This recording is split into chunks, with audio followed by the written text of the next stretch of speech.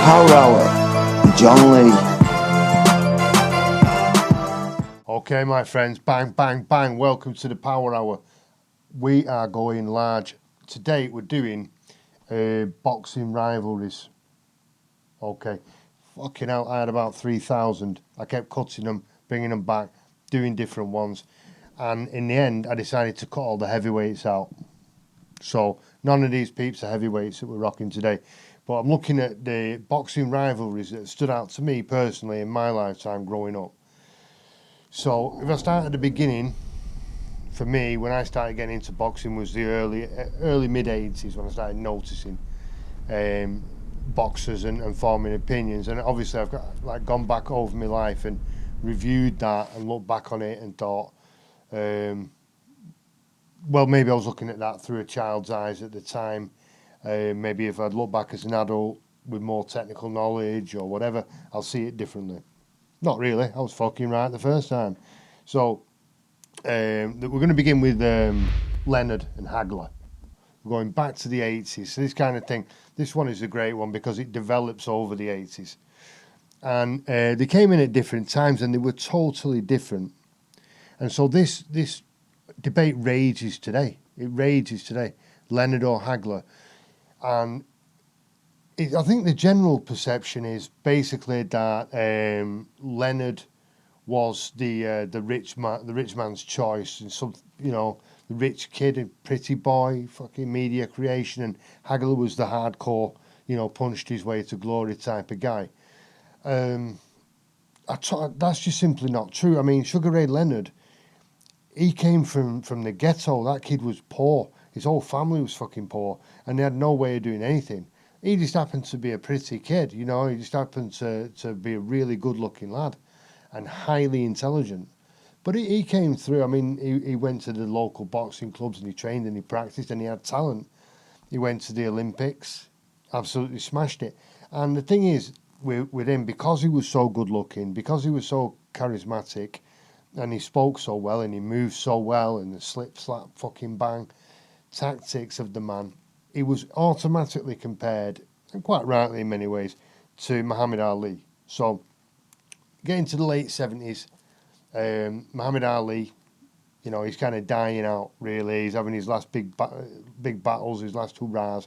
I'm not going to talk about that too much because it kind of treads on my own toes for another boxing rivalries power hour that I want to do on heavyweights. And so, as that's kind of coming to an end, people are starting to focus more on Sugar Ray.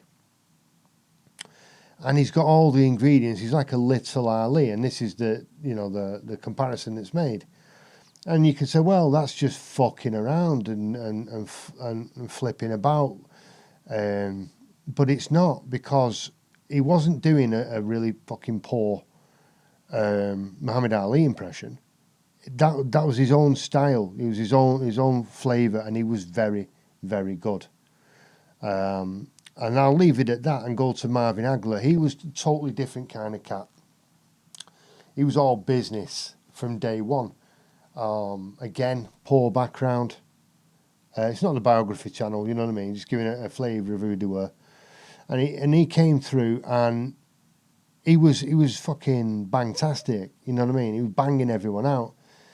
And for some reason, and this is what I think part of the rub, the establishment hated Hagler, right? They liked Sugar Ray. They were all right with Sugar Ray. I had a black commentator saying that he was acceptable to white America. What the fuck does that mean? I mean, he's a boxer, he's an athlete, he's there to do a job, he's doing it better than everybody else. What the fuck's he got to do with anything, the colour of his skin, or if he's black or white? And this isn't no fake, Twitter outrage. I really do. I think everybody with the right mind would think, what the fuck's he got to do with anything if he's white or black? Put him in the ring and let's see what he's got, And Marvin Hagler clearly had it, you know what I mean? His body, there was nothing gone to waste on that guy. And he was cut, he was solid, his shoulders are only slim like that, you know what I mean? He hasn't really, looking from the back, he hasn't really got any neck muscles. He could have them if he wanted them, but he's only developed the muscles that he knows he's going to use. And he's banging people out left and right. but they will not give him a title shot. It gets so bad, in fact, so conspicuous that they won't give this Marvin Hagler a shot at the title because he doesn't fit their preconceived ideas or preferences. I don't even really understand it. But they didn't want this guy to have the title. All right. So they tried to stop him getting a title shot, and in the end, Teddy Kennedy had to step in. And him and a few other senators, they got legal counsel, and they went after the Boxing Federation, took them all the way to I think they went up to the Supreme Court to get this fucking guy a shot at the title. They literally was, behind closed doors at least, were saying, nah. And they wouldn't give him a shot at the title. So, eventually, that happened for Marvin. And we'll look at a bit of a timeline here because they were part of a group which is so shittily, cheesily, bastardly called the fucking Fab Four. The Fab Four were the Beatles, right? The little fucking music bellends from Liverpool. These guys were fighters. They were bang, bang, knock you out fighters. Fab Four is just so soft and cheesy. And who were they? Well, you've got, for example, Roberto Duran, Thomas Hearns, and of course, we've got Leonard and Hagler. So these were the four in the 80s. Nothing really going on in the heavyweight division of any note. It won't be on there. It won't be on any further power hours, I don't think. Tyson came in at the end. You had Burbick. You had Holmes, Witherspoon. There was some good fighters. Cooney, but nothing to write home about in terms of box office. These four were all box office. They were fucking massive. They were smash wicked, and they were totally different. All four of them were totally different. So you've got Roberto Duran, known as Manos de Piedra. He's from Panama, and Manos de Piedra means hands of stone. Apparently, bang, when Duran hits you, you fucking know about it. Goes right through your body. It feels like he's broke your fucking feet.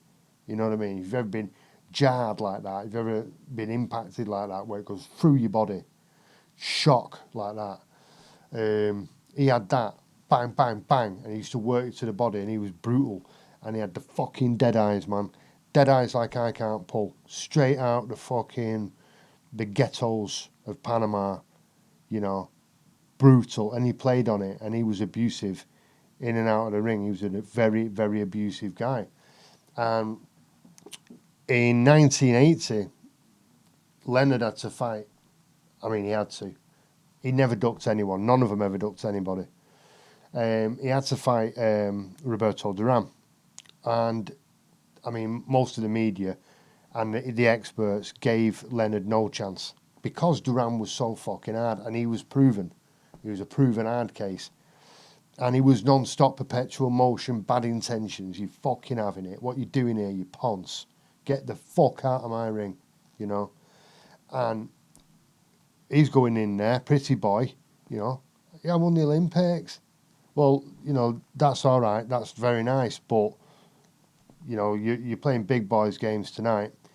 And I think that played on Sugar Ray's mind. I think he was kind of paranoid about that. And he thought to himself, everyone thinks I'm a fucking ponce. Everyone thinks I'm fucking soft. I'm a soft ass. And I'm going to fucking jib around the ring, stay away from him, get me licks in where I can and wait for that bell and try and eke out a points victory against the guy. Because everybody had seen Sugar Ray and they thought they knew what he was all about. But they didn't rate him as being hard. They didn't think he was an hard lad. So I think he's gone in there in that first fight against Duran and he's thought, no, I'm going to show you. And that means you, Roberto. I'm going to start with you, but I'm going to show everybody. I'm fucking hard. Don't let the face deceive you. You know what I mean? And he went in there and he went fucking toe-to-toe with Duran. And you can see during the fight, he gets his fucking wicked combinations in on Duran. Bang, bang, bang, bang. But he goes toe-to-toe with him. Right? Don't do it. Just don't do it. You're going to do it. Right, fucking don't. Yeah? Because Duran will fucking kill you. And that's what everyone expected. And even if you watch it back when you've already seen it, you think he's going to get battered every time you watch it. and Duran's going at him, bang, bang, bang, bang. Fuck it. And there's times when you think Duran's taking his head clean off with that one. You know, he gets inside him, bang, body, bang, bang, bang, jaw, and then you realise, fuck me, this pretty boy can take his licks. You know what I mean? He is fucking hard. He's not a show pony. And people were rewriting their own ideas and stories about him during the fight because a lot of people have gone out on a limb and said he was a media creation. He was just a disco boxer and nobody should take him seriously. And Roberto Duran's going to drop him in 2, drop him in 3. And the guy, he went toe-to-toe with him. He went the distance with an absolutely brutal and tremendously effective Roberto Duran. You know, I think anyone who knows the boxing knows, remembers and respects Roberto Duran. And so I think, from my perspective, the way I'm looking at it, especially when I'm focusing on Leonard and Hagler, I've got to give a load of credit there to Sugar Ray. I don't think Sugar Ray Leonard's a particularly nice man, but I'm not weighing people up today based on how nice they are. I've got to give him credit for doing that, for going in there, shutting everybody up and saying, no. It's not just a question of who's going to knock me out. I'm a serious fighter, and I happen to be much better than everybody else on a technical level. And I think he showed that night, and I think everybody sat back then and took notice of this guy because that a lot of the people in the boxing world thought, well, yeah, okay, he's good, he's entertaining, we like the way he moves his feet. But you put him in there against somebody serious, he's either getting knocked out in the first couple of rounds or he's going to fall apart in the 8th, the 9th, get into that stretch there. He's not going to have the stamina, he's not going to take the licks, he won't be able to come back, he won't take rounds off and come back at you. He hasn't got that. And then he found out, actually, this guy can go fucking toe-to-toe, round for round, with Roberto Duran. And he can go the distance. And he took it to points, and he lost on points to Roberto Duran. What credit do I give to Roberto? Plenty. It's not easy to fucking fight. As everyone found out, it's not easy to fight Sugar Ray Leonard. Even if he plays right into your hands, it's not easy because he's fast and he's hard. And he gives you wicked combinations. And we saw over the years, he's a great finisher as well. And so then, you know, there's an immediate comeback, an immediate rematch has to be sorted out for this because because there's a lot of controversy around it. A lot of people thought that Leonard won the fight. I don't think he did, but certainly a lot of people wanted to see that again. And so they did. They had another one same year.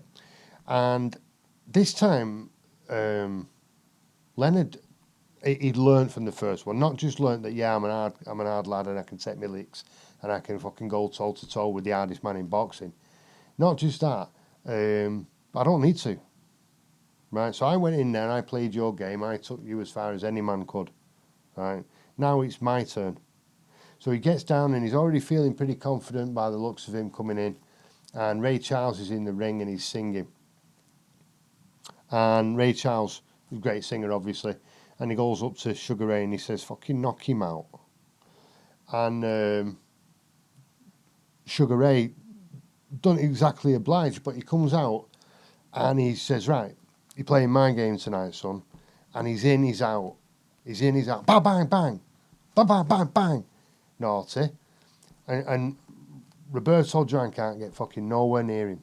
He hasn't got the skills, he hasn't got the footwork. You watch Sugar Ray's footwork, both feet moving at the same time, both feet off the ground at the same time.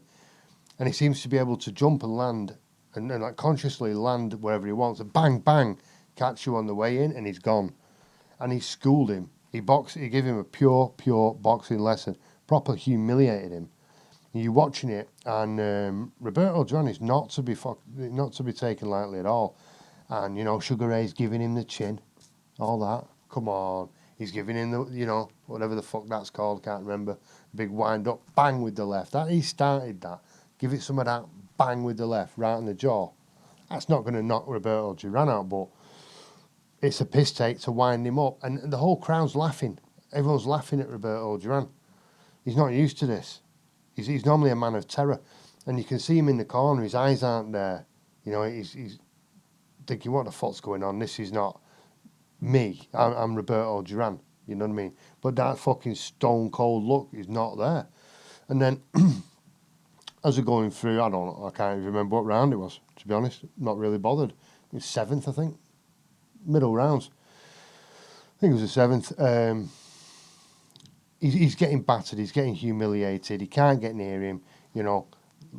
Sugar Ray's doing his little shuffles and whatnot, and he just says, no mas, no more. And he quits in the middle of the ring. Sugar Ray, you can see he doesn't know what the fuck to make of this. What's good? What are you doing? Where are you going? And this is one of the biggest moments in boxing history, when Roberto Duran, the hardest man in boxing, many considered to be the hardest man in the history of boxing, quit in the middle of the ring. I just refused to carry on. He just fucking quit. He couldn't box him. He couldn't fight him. Couldn't get anywhere near him. And he knew, in my opinion, that over the next 2 or 3 rounds, getting licked the way he was going to either go the distance and get humiliated bigly, or he was going to get knocked the fuck out in the next couple of rounds, because you can't just keep getting hit like that without eventually taking a couple of good ones. And he knew he was going to get knocked out, and he chicken shit fucked off to the left. 1982, what's the next big moment in this battle between these four and how they come together and smash each other up all through the 80s? Well, in 1982 then, Sugar Ray Leonard fights the great Thomas the Hitman Hearns, the Motor City fucking Cobra. So he's estimated to be up to 6'5". I've seen 6'3", 6'4", 6'5", but he's tall. And he's slim. He's made to do what he wants to do. His body is designed to do what he wants it to do. He's long. His limbs are fucking long, you know.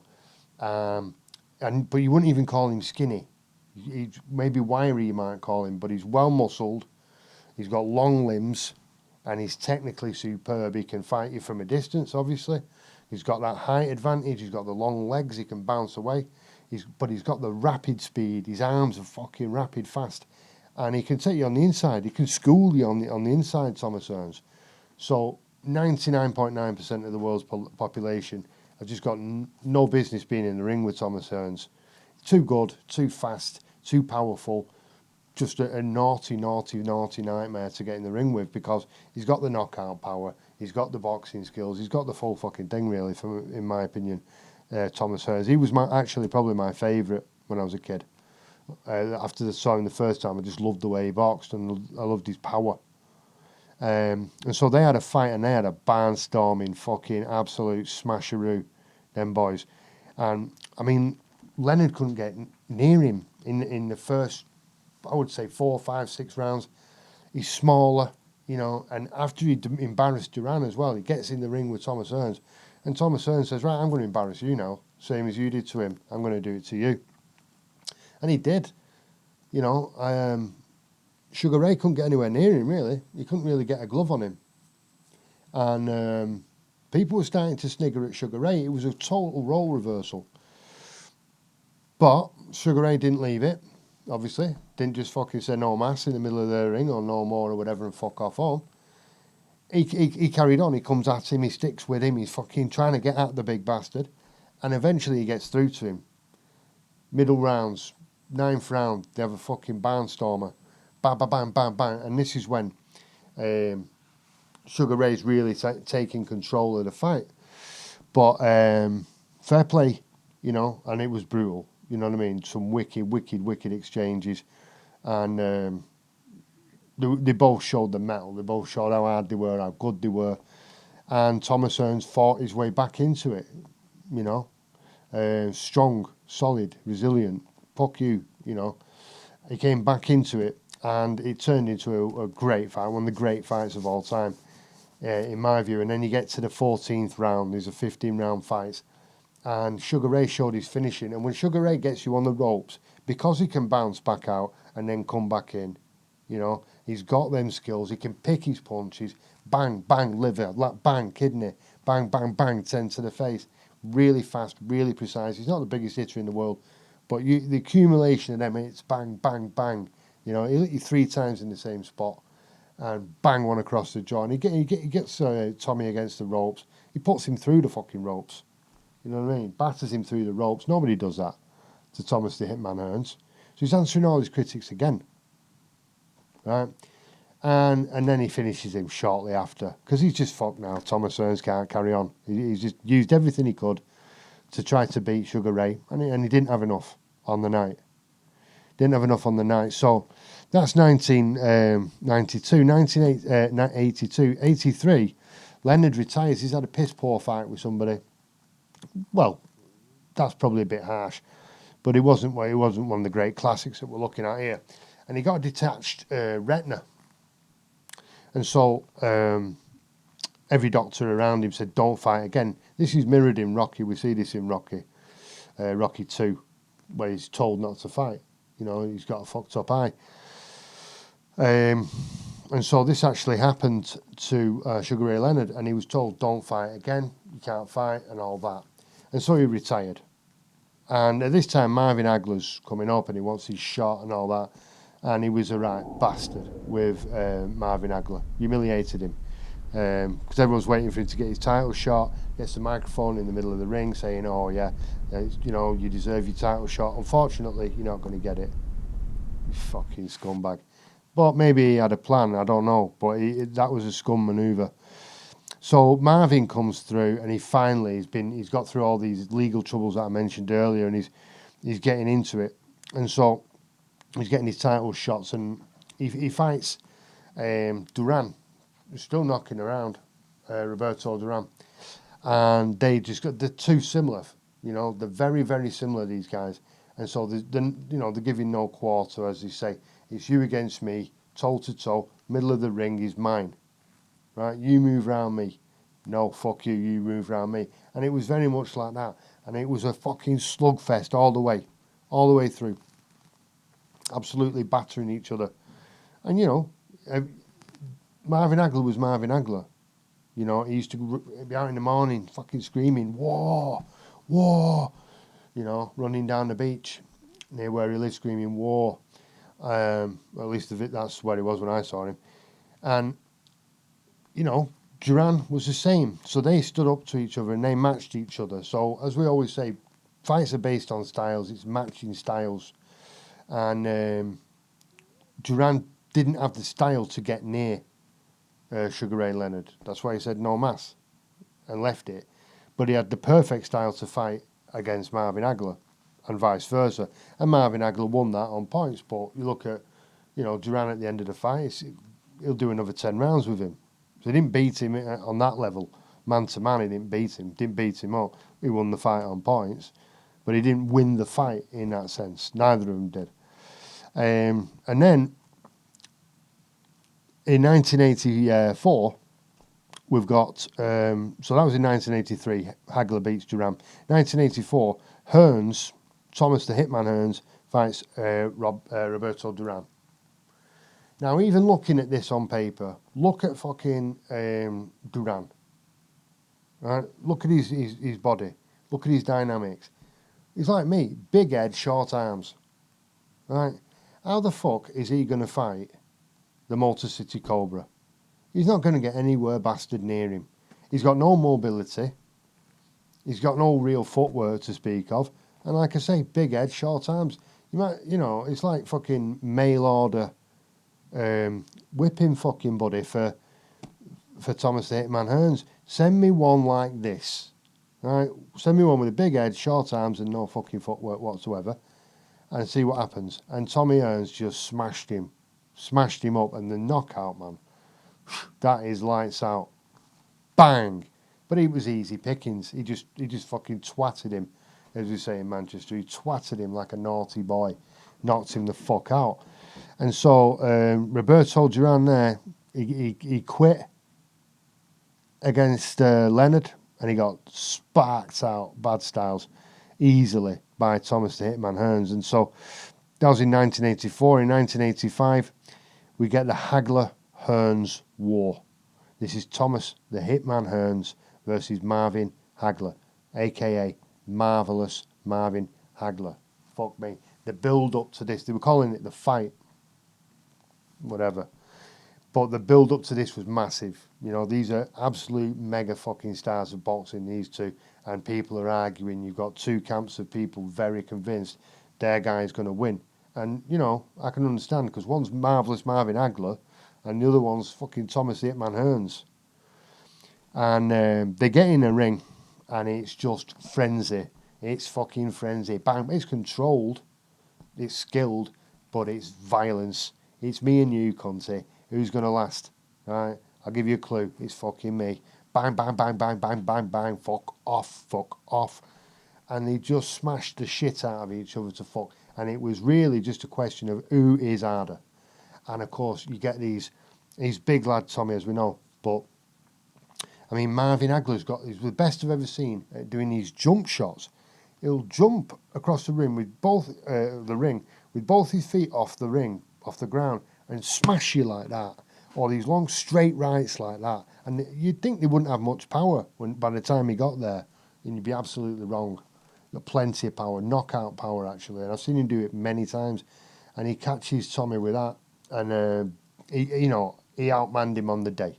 He outfought him, and they went in there. They had a fight, and after the fight, they stopped calling it the fight. They started calling it the war. And I would say, as a 3-round fight, that's probably the best piece of boxing we've ever seen. The most intense, violent, skilled, and fantastic, almost Hollywood, where Hollywood wouldn't dare to write it. Fucking awesome. And you've got to give credit to Marvin. He won the fight, knocked him out in the 3rd round. And then we come to 1987 when all this comes to a head. And Sugar Ray's been out of the game for 5 years. He's been retired for 5 years. And so nobody's really giving him much chance, although he looks fucking good. And it's Sugar Ray Leonard. And, you know, you can never count him out because he is so good at what he does. But is that going to work against Marvin Hagler? You know, he's younger, he's the champion, he's undefeated in a fucking shitload of time at least. And he's really going to beat fuck out of this guy. We're pretty sure about it. A lot of people didn't want to go out and say it because Sugar Ray was so mouthy, he'd never let you live it down, and he would rub it into fuck. If you went in a newspaper, you went on television saying, oh yeah, Sugar Ray's going to get smashed. Well, you might be right, but what if you're not? Because Sugar Ray Leonard was very good at expressing himself, and he would let you know, let the whole world know just how wrong you were, and so people were just kind of tentative about it. Anyway, the fight comes around, and I've seen it many times, and this thing still causes a lot of fucking aggravation. People get really angry about it, and it's because I think both fighters put so much into it. And if you're a really believer that, you know, this guy won and the other people say no he didn't, well, you know, it fucks you off. You think, fuck off, you don't know what you're talking about. And so they had the fight, and I thought that Marvin came out a bit slow. I thought he didn't really know what to expect from Leonard or how to deal with it. I thought Leonard looked completely calm, especially considering he'd had major surgery on his eye and he was fighting marvellous Marvin Hagler. And so, you know, as you might expect, it was very much to form. It's very much what you would expect. So Leonard's using the ring. He's everywhere. Footwork, bang, bang, bang, bang, and he's away. And he's doing the old Muhammad Ali strategy where, you know, you're moving away, but you know when the bell's going to ring and you fucking control that shit. And so the last 10, 15 seconds, you want to get your licks in. So, you know, bang, bang, bang, bang, bang, bang, bang, bang. And that's the last thing the judges see when the bell rings. And so that's very important. And he was doing that, and Marvin's just coming forward all the time. Very systematic. Bang, bang, picking his punches, you know. And, you know, bit of to and fro, some wonderful exchanges, really good fight. I think it's a great fight. It's an absolute classic fight. And you get to the end, and Mr. Sugar Ray wins on points. Now, this is the part where people get angry. Sugar Ray Leonard won the fight because it was a boxing match. It was pugilism, right? That's why they're wearing gloves.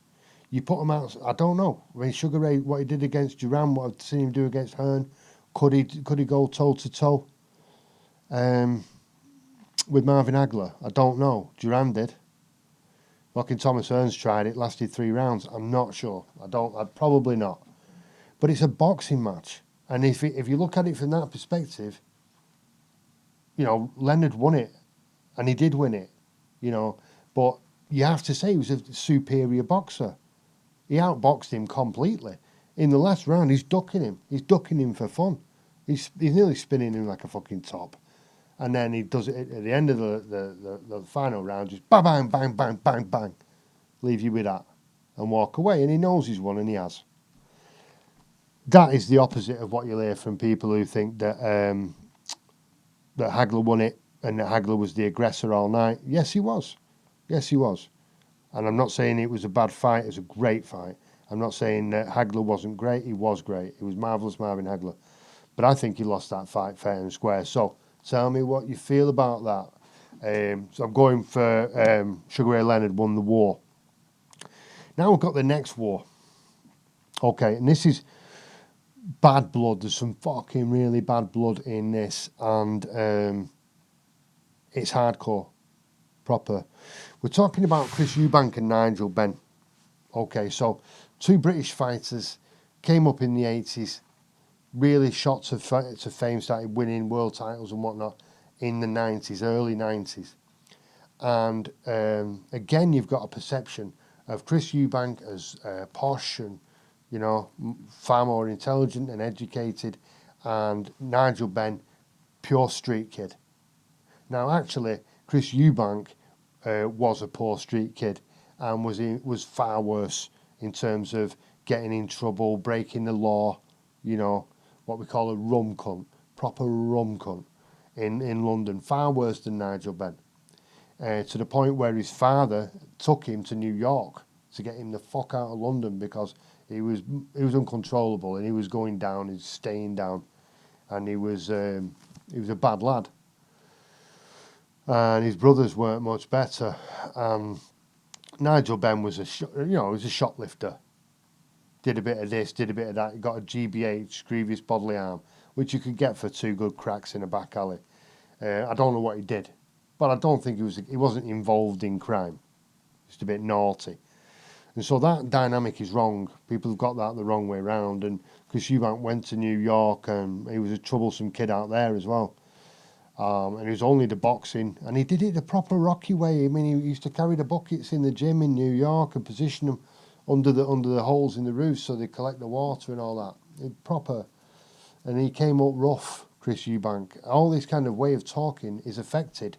He's learned to talk like that. He talks like that deliberately because he doesn't want to talk the way that he was brought up to talk, in a sense, or the way that his environment would have produced him to talk. He doesn't want to be that. He's decided to be something else. And I think that's where people disconnect from him. They feel like he's not genuine. They feel like he's fake. I disagree. I think he's being the way he feels. Nigel Benn there's no pretense. He's not complicated, particularly Nigel. Not in the way he fights, not in the way he talks. Nothing against Nigel Benn at all. But I remember when Chris Eubank was coming through, everyone hated him. And he was the pantomime villain. But I didn't feel that way at all. I liked him. I liked his style. I liked his swagger. I liked his poses, you know. I thought he brought something to the game that was missing. It was refreshing. You know, gave the boxing world a slap up the fucking side of the head because apart from Mike Tyson, there wasn't that much going on in the boxing world. Nobody really had any attitude. I mean, Mike Tyson had loads, but he didn't have showmanship. You know what I mean? He was box office, but he didn't have a persona as such that he cultivated. He just was an hard bastard in black shorts. But Chris Eubank, he had some show to him. He had some swagger, you know what I mean? And I thought the game needed that. And without him, I don't think Nigel Benn's fuck off, I'm just Nigel Benn would have really been what it was.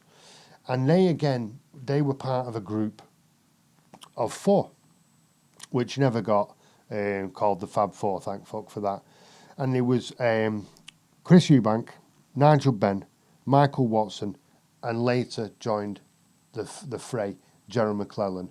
So three of them are British. So this was a great time for British boxing because you've got Chris Eubank, Nigel Benn, and Michael Watson. Now, Michael Watson was never really included in all this because he wasn't box office and he didn't have an aura. He wasn't promoted in any particular way. He was a good person. He was a nice fella. He was a really good boxer. Nobody really wanted to get in the ring with him, but he didn't have any kind of pantomime identity that you might associate with American wrestling, for example, or the Eubank-Benn dichotomy that they had going. And Gerald Mcclellan, I'll come to, he came into the picture later, and he was just a brutal knockout merchant. One of the most violent people ever to put gloves on, I would say. I mean, I'm talking about in his personal life with baseball bats and machetes, but in the ring, the violence that he brought to boxing was as violent as I've ever seen. And so we're beginning 1989, and Nigel Benn is he's a 20-odd fights, knocking everyone out. And Michael Watson's had a few less fights, really good, strong record as well. And he fight in London. And I watched the fight, I saw it live. And, it's typical Nigel. Just, straight at you, loads of head movement, not a lot of side to side, more of kind of a ducking motion, not even in and out. You watch Ricky Hatton, and he's in and out at you like that. Not even that, but he just wants to make room for the punches because he knows even if you block 4 out of 5, the one that he gets you with means he'll get you with 3 the next time and 5 the time after that. He's going to break you down. He's not surgical about it. He's just fucking rhythmic and he's powerful. And he takes punches going in, but he knows he can take his licks. And so people are very intimidated by that. And if you don't get in the first 2 rounds, by the time you get to round 5, round 6, psychologically you're fucked because you're thinking he's in his rhythm now. He's just getting stronger and stronger and stronger as the fight goes on. And I don't want to be exhausted and then get knocked out. I'd rather get knocked out in the first couple of rounds and then go and fight someone else, rather than give everything I've got, and lose a couple of stone and suffer all kinds of ligament damage and bone damage, get a couple of teeth knocked out, and then get fucking knocked out. You know what I mean? So you can see people go through that with Nigel Benn. And he's a terrifying cat. He was the Dart Destroyer. You know what I mean? There's marketing. Chris Eubank, simply the best. Michael Watson, fucking Michael Watson. But anyway, Michael Watson, as I say, was a good boxer. Solid. Now, he stays on the ropes, not cowardly, not boring. Just bang, bang. Very nice. Compact, elbows in, hands up, bang, bang. Nice and tidy. And he did well. And I felt after the 3rd round he controlled it. I always felt like he was a dark horse. And in the 6th round, Nigel's just walking onto his licks, and he was taking his licks, and he got knocked the fuck out. I mean, he got out. There's controversy again. He got up on 10. Ref counted him out. I don't know. I think really he's supposed to be standing and looking in his eyes on 10. In my understanding of the count rules, not just popping to your feet on 10, but tell it to Rocky. That's how he beat Creedy. So, yeah, Benn loses, man. He loses to Watson. So this is who Michael Watson is. He stopped Nigel Benn, the Dart Destroyer. Year later, right, Benn fights Eubank. Big fight this. This is the grudge match. So, Nigel Benn fucking hated Chris Eubank. Hated him. And I think that Chris Eubank just knew exactly how to push his buttons. He thought, you're not the cleverest lad on the block, are you? You're very straightforward, too much so. And he kind of fucking agitated him and he wound him up. He fucking knew how to piss him off, talking down to him, patronising, fucking putting on these airs and graces, arriving late, all the tricks, winding him right up. Nigel Benn wanted to kill him. And Chris Eubank saying, I will face the man in the ring. You know, I don't need to face him here. Not even looking at him, blanking him. You know, and he's always slagging off boxing. Boxing's a brutal sport. I don't watch it. It's tedious. It's fucking boring. But then at the same time, he'd turn around and call him out. So this is why I'm talking more about Eubank, because I thought Eubank, he brought more to it than Benn in that way. So Benn was just, yeah, I'll fucking knock you out. I'll fucking get him in the ring. I'll fucking kill him. Come and fight me. Come and fight me. That's how he talked. Come and fight me anytime you want. I'll fight you. Like that. And then you got Chris Eubank going, I am the man and I will remain the man. I will always be the man and I will defeat you because I am the man. And he's fucking talking to me like that. So he wanted to kill him then. And so they had a barnstormer. I mean, fuck me. Nigel Benn can fight and he's gone after Chris Eubank. Bangity bang bang bang. Chris Eubank is a boxer, he's a pugilist, right? With a weird, awkward style. His legs are dead fucking far apart. He's kind of leaning in, ducks his head down, throws these overhand rights that you don't throw. But he's got a rock hard fucking head. That man can take his licks. That man can take his beats proper. He always complains about how hurt he was after the fights. Fair play to him, mate, because he can take his beats, that lad. And so he did, and they toe-to-toed it. I mean, a lot of the fight you see Chris Eubank trying to get away, but he's controlling the tempo, he's antagonising him, he's wearing him down psychologically. And then he can hit as well. He can swat, can Chris Eubank, fuck me. And, they battled it out, and it was a battle royale. It was a great, great fight. And Eubank stopped him in the ninth, and Benn was still fighting back, but they had a break, and I think his body just said, bollocks, stop, shut down. And Chris Eubank, you can see, getting enough breath together for the final assault, and he stopped him, and he won the fight. I don't think there's any question about that. And, bragging rights definitely to Chris Eubank. He stopped him. And I was in 1990, I remember that fight really well. 1991, Chris Eubank fights Watson. Don't forget, Watson had already beat Benn. And he's the only man, apart from Chris Eubank, to ever stop him. So these are the two guys now who've stopped Nigel Benn, and they're fighting each other. And they fight in 1991. Eubank wins on points. It's a good fight. It's a technical fight. Watson's very good boxer, very tight, very controlled, very orthodox. Hard to beat, and he's good and he can hit you. And I actually, on the night when I saw it, I thought that Michael Watson edged it. I thought he won the fight. I might have been right about that. A lot of people agree with me, but a lot of people didn't. The commentators on the night didn't. And Chris Eubank won. He won it on points. But that was very controversial. The whole fucking nation was up in arms about that. Two British fighters, top of the game. People were really fucking pissed off about that and felt like Michael Watson was just not getting a fair rub of the green at all. And Chris Eubank was being a twat about it. He brought his fucking belt onto the Terry Wogan show, and he's holding it up, and he got booed. A large section of the audience booed him because they felt he shouldn't have won the fight, and that doing that was fucking out of order. So they had another fight, and the press were killing Chris Eubank. They're drilling him. And Chris Eubank brought that into the fight. And Michael Watson, I think, was a better boxer, to be fair. And they're going through the rounds, and Watson's, solid again. He's just really hard to beat. It's like, if you've got a really boring character, to be fair, I mean, much love to Michael Watson, but like a boring character on a fighting game, Tekken or whatever, but there was just really hard to beat. I would say that's Michael Watson. He's a lovely man, fantastic person, really good boxer, like I say, but not exciting particularly to watch. And as we're going through the rounds, he's becoming more and more dominant. And we get into the 11th round, and he's turning it up now, Michael Watson. Chris Eubank's looking more and more kind of desperate. He's looking tired. He's loose. He's lost his control and his stance, which is fundamental to his game. And he gets caught. Watson catches him, puts him down, spins him, puts him down. His legs have gone. His hands and knees on the floor. And then he gets up. He does get up. And as he gets up, he's not looking great. Michael Watson steps in. Bang. Uppercut.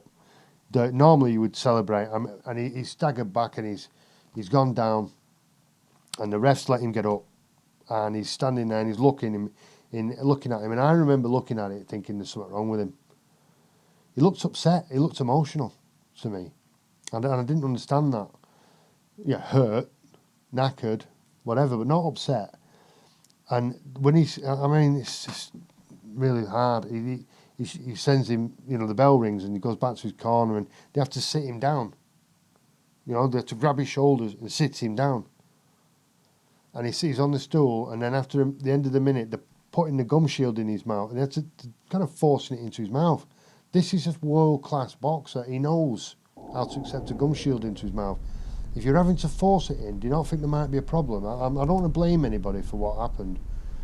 But anyway, I do think that people made mistakes. So they basically pushed him off his stool into the middle of the ring. The referee's actually, because he can't move properly, his legs are going, and the commentators are saying, oh, he can't move, his legs are gone.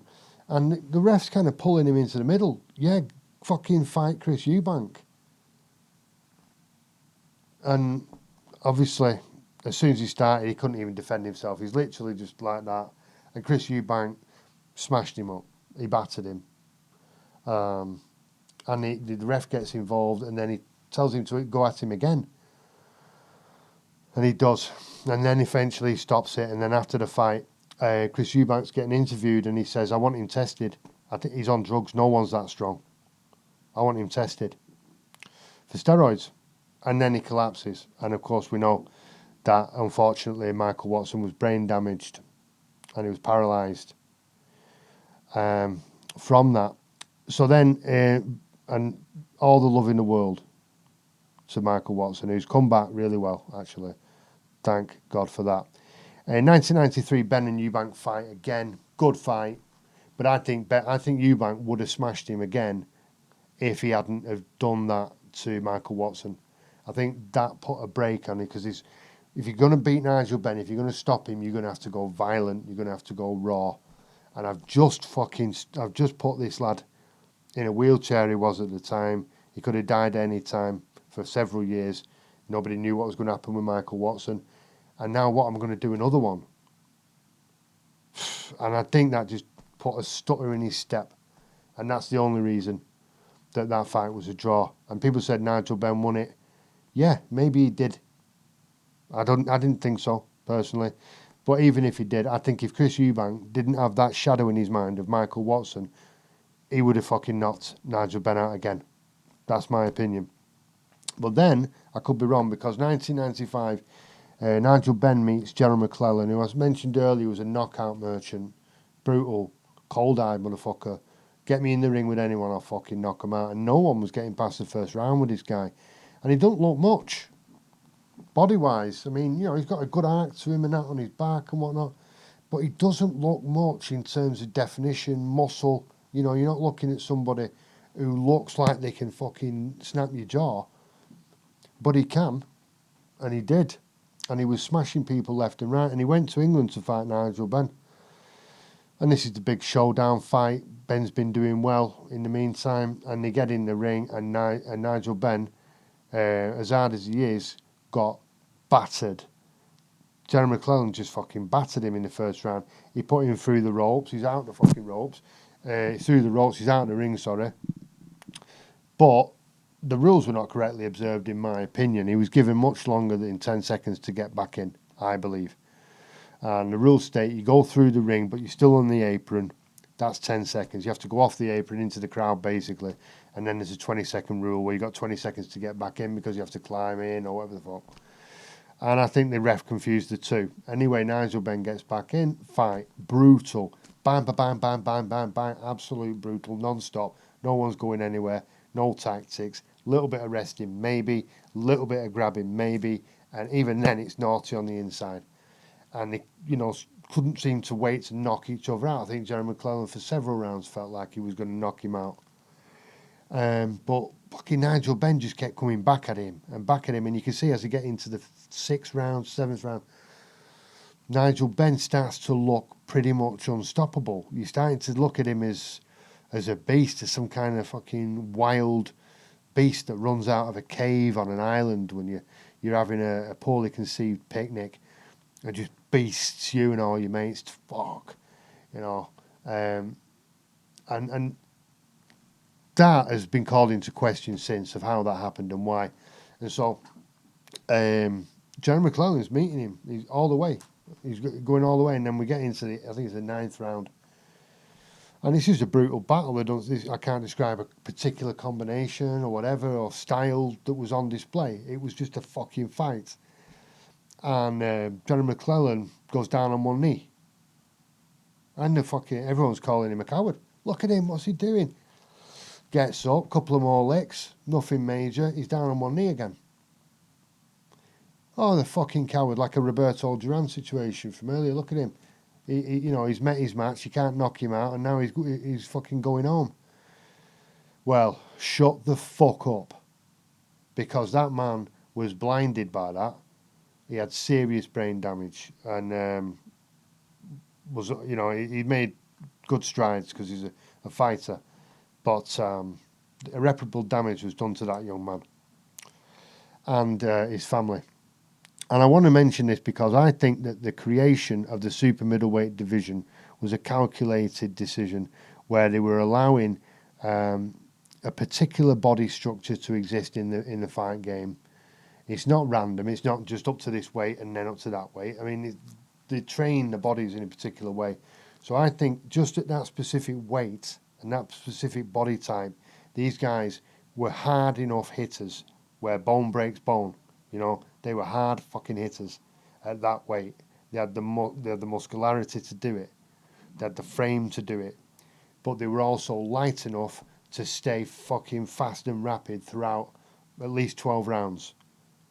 And I think the power coupled with the volume, coupled with the skill, the precision to pick the shots is fucking dangerous. And that's why we saw these terrible things happen to Michael Watson and Jerry Mcclellan, who were both tremendous professionals. And if they end up, I'm sorry to say, in terrible physical condition, then none of us are safe. So, Mickey Ward and Arturo Gatti, love them both. You got to. If you don't, you can fuck off. Right? Mickey Ward, Irish Mickey Ward, big up your chest. I'm Irish Mancunian. He's Irish, he's from Boston. Neither one of us born in the homeland. Both Irish as fuck. Gatti, Arturo Gatti, Italian, fairly obvious. Born in Italy, grew up in Montreal. Doesn't sound hard, does it, Montreal? Moved down to New Jersey as a teenager. That sounds a lot fucking harder. And these boys were hard as fuck.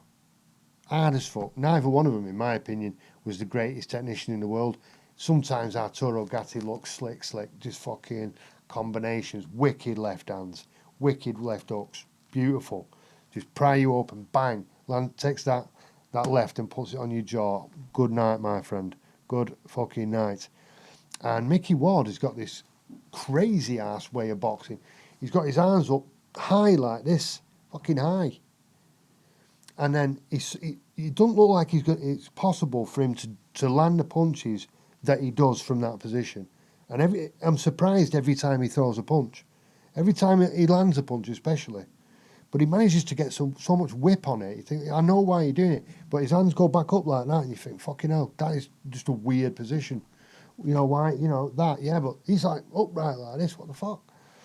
It works for him, man. He fights really well. And so, I mean, I'm not going to go into what and titles and all that. This was just, for me, the best boxing fight in history. Why do I say that? Because they fought 3 times, 3 10-round fights, and they all went the distance, right? So I class that personally, even though styles and preparations may have changed a little bit, I class that as a 30-round fight between 2 fighters who were genetically designed to fight each other.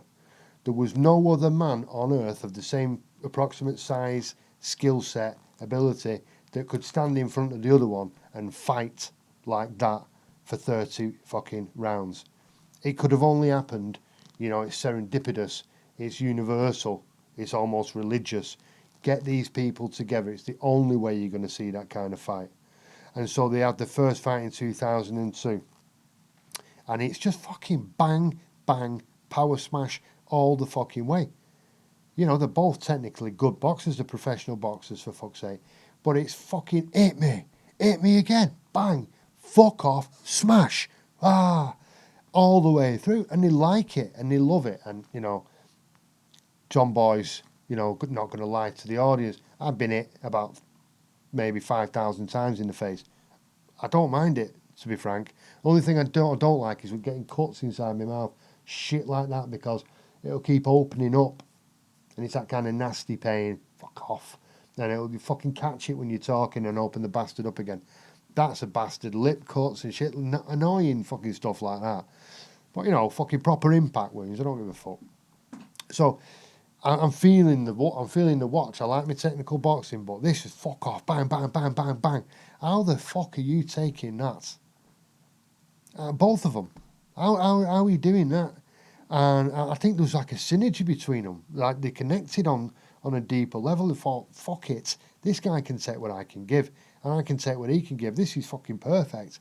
Bang, bang, bang, bang, bang, bang, bang. This is why I do it. This is what I want. This is the dream fight that I'm in. This is what I trained for. And fuck me, did they give each other shit? They battered each other for 10 rounds. Battered fuck out of each other for 10 fucking rounds. Non-stop. And you have to say that, I mean, just that as a 10-round fight, is it the best fight in history? A lot of people say it is. A lot of people say that on its own is the best fight in history. So then they go away.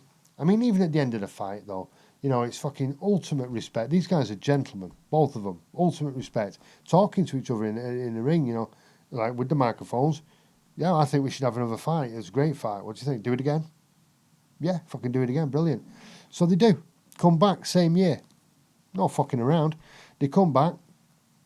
Same again. Now, Gatti, he's got a new trainer, okay? So he's trying to be a boxer. He's retraining as a boxer because he got his ass handed to him by De La Hoya. And so he decided, you know, we're going to change his style and all that. And he did, and that changed the fight somewhat, especially in the opening exchanges. But I think it was in the third round, was it? He tries, you know, going to liver kidney shot. I'm not sure where he's going for, but he's fucking punched Mickey Ward's hip bone, and broke his hand. Fucking broke his hand in the third round. Now, to be fair, Mickey Ward got his eardrum burst in the. No, sorry, this is the second fight. Rewind.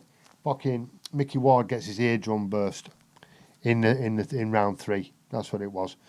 And the ring then was spinning for Mickey Ward all night. And he's fighting Arturo Gatti. And so the ring's spinning, but he's just fucking fight. You know, it's in the one in the middle every time he goes past. You know, and he did that fucking thing for another 10 rounds. And it was proper walking, bang, bang, bang. Bang, bang, bang, bang, bang. Bang, bang, bang. And it was not monotonous. It was unbelievable to see how these guys can absorb it, come back, absorb it, come back. Fucking awesome. Absolutely tremendous. And, you know, Arturo Gatti won that one on points. Okay, end of the fight. Come to the middle of the ring. Start talking. Yeah, we've got to do it again. It's 1-1. Like fucking friends now. They're becoming friends through this. This is what a lot of people don't understand, how that can happen. They're fucking connecting, man. They're bonding through this shit. Yeah, we've got to do it again, you know. Okay, I won the first one, you won the second, you fucking slag. You know we're having another fight. And so they do. The following year, third fight. Arturo Gatti, Mickey Ward, part 3. Fucking awesome. Part 3 of the trilogy. Round 3 again, as I got confused before. Gatti is in this fight, in the third fight, when Gatti breaks his fist on Mickey Ward. But this is just a fucking fight. And neither one of them brought tactics. It's almost like tactics would be an insult to the occasion. It's just fucking, let's see who's harder. Let's fucking try and knock each other out, shall we? And see who wins that way. Ward knocks Gatti down in the 6th round. People are almost disappointed if he stays down. But he doesn't. He gets back up, of course, because these boys aren't made of the same material as most of the humans. And so Gatti gets back up and they fucking smash it. They smash it for an extra 4 rounds until the end of the fight. And then they come out round 10, you know. And, I mean, the close you can see, you know what I mean? These are the last 3 minutes of a concentration of our lives. Everything we've done, everything we've experienced, everything we've trained for has been given to each other mutually. I couldn't have had this experience without you, because nobody else could have fucking done it. You're the only man on earth who could have stood up to me for 30 rounds, you know, and that's mutual. And now we've got 3 minutes to enjoy each other, right? And we're going to enjoy fucking punching each other and getting punched. And if you don't know fighting, you don't know that feeling, you don't know that sensation, you won't understand that, right? But on the other side, on the other end of it, if you've had your fights and you know what it feels like, and you know the fucking sensation of taking your licks and giving it back, then you'll understand these boys. And so they're standing in the middle, right? Boom, me and you. 3 minutes, fuck off. Beautiful, gorgeous. Just smashing the fuck out of each other, no step. The only step back is just a fucking lunge forward. Bang, bang, bang. Miss, don't give a fuck, you're not embarrassed. Just turn back into it, you know. Gorgeous. And they smash fuck out of each other for another 3 minutes, the final 3 minutes, and they come to the end and they just hug. You know, thank you. Because I will always have that experience. I will always be one of the 2 men that gave the world 30 rounds of the most honest boxing the world has ever seen. No pop, no style. 30 rounds of fighting, right? No biting, no fucking around. Just 30 rounds of the fucking fight game. Honest and direct. Gatti won it on points, but for me, you know, I don't, it's cheesy. They won, we won, everybody won. Unfortunately, Arturo had a sad demise. But that, to me, is a rivalry that created an example of what boxing should be. It should be honest, it should be strong, it should be hard. And it should lead to something that we can all appreciate and remember forever. I know I will. I hope you enjoyed the Power Hour. I always do as well. So we had Leonard, we had Hagler, we had Eubank, we had Benn, but we had so many more. We had Ward, we had Gatti. You don't have to pick there, but you can. Let me know what you think on the comments and all that. Like, share, subscribe. Power to the people.